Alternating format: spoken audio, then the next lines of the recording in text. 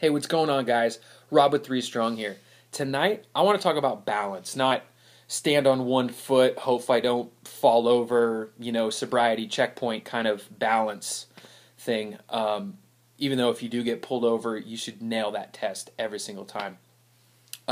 Anyway, but having a balanced training program, meaning that if you work one side, you need to work the other side. If you work upper body, you need to work lower body. If you do a lot of pushing exercises, you need to do just as many pulling exercises. If you work the front of your legs, you need to work the back of your legs. If you work your left leg, you need to work your right leg. You see where I'm going with this.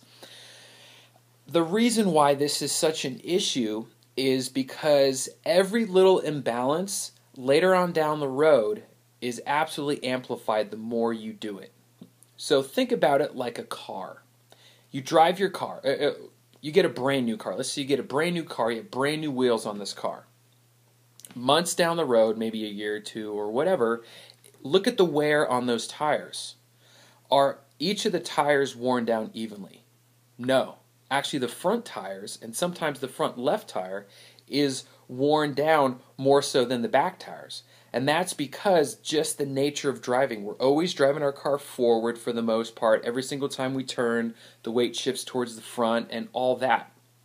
And that is like a overuse injury. If we keep on doing the same thing over and over and over again, we are naturally going to get uneven wear and tear on our joints. So a lot of times in the gym you see the big muscle head guy. He's always doing bench, got to work the arms, got to work the beach muscles, ignore the fact that they don't have any legs because you're never going to see him in the squat rack aside from doing some bicep curls.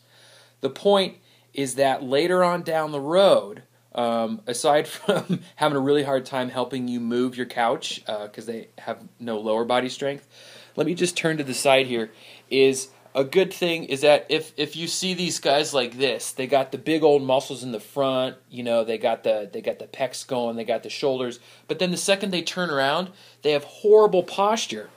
It's because not only are they not balanced from between their upper body and their lower body, but they're not even balanced between the pushing muscles and the pulling muscles.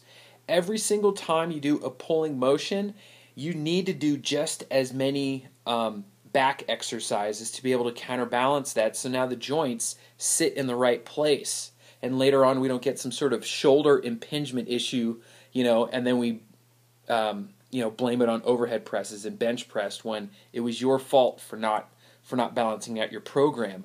Or if you do a lot of running and then you have a lot of knee issues and joint issues, is because you're getting uneven wear and tear. You're doing the same things over and over and over again without working the opposite muscles. Like I said, if you work the front of the legs, work the back of the legs.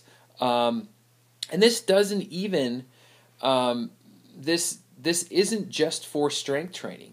It's very good to have an even, balanced system so all the joints can function effectively, and you can be able to do that for years and years.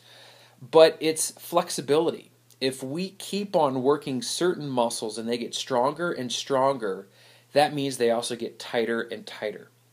And that tightness can also pull ourselves out of alignment and cause issues later.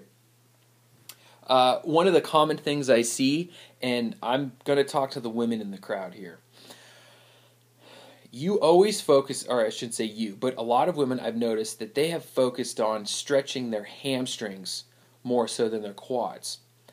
And a lot of times, they can fold over like a book, just fold in half, and their hamstrings are super loose, and then they just go do more hamstring exercises.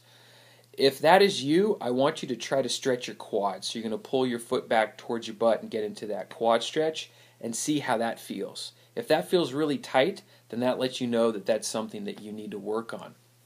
The point is, I want you to look at your exercise program.